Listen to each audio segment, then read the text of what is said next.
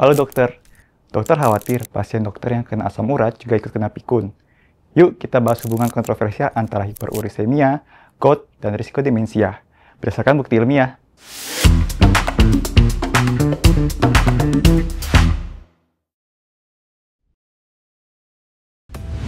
Sama kayak obesitas, hipertensi, dan diabetes, hiperurisemia dan GOUT itu dua kondisi umum yang sering kita temui sehari-hari pas lagi praktik.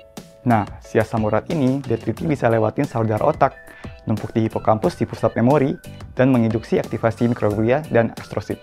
Efeknya, terjadi peradangan yang bisa menghambat neurogenesis, mempercepat kematian neuron, dan menurunnya fungsi kognitif. Asam urat juga katanya berperan dalam proses neurogenerasi loh. Wah, serem juga ya. Tapi bukti ilmiah terkait hubungan asam urat sama risiko pikun ini belum konklusif.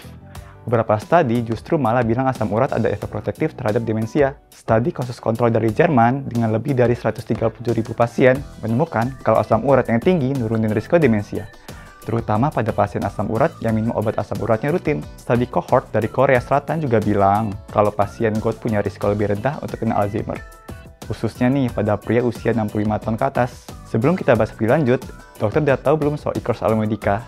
Di website Alomedica, tersedia nih e-course untuk berbagai bidang yang narasumbernya nggak perlu dokter lakukan lagi. Mau kapanpun, dimanapun, dokter bisa akses e-course melalui website Alomedica. Udah gitu, sekarang e-course kita ber-SKP Kemenkes loh. Yuk ikuti e-course Alomedica sekarang. Wah, menarik juga ya studi-studi tadi.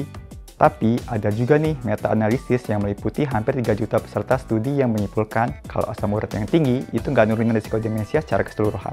Walau ditemukan juga kalau asam urat tinggi itu ada kemungkinan efek protektif terhadap Alzheimer. Efek ini kelihatannya lebih kuat pada laki-laki di bawah usia 65 tahun. Nah loh.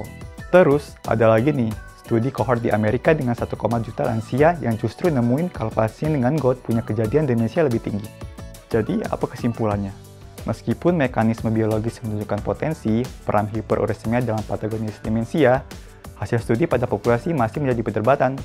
Studi-studi yang ada saat ini masih pro dan kontra. Dan memang kebanyakan studi juga merupakan studi observasional ya. Belum ada bukti ilmiah yang bisa buktiin apakah asam urat yang tinggi bisa mengakibatkan demensia. Jadi, kita belum bisa bilang kalau asam urat tinggi itu faktor risiko pikun ya. Like dan share video ini ke teman-teman dokter. Jangan lupa subscribe channel Alomedica dan nyalakan loncengnya.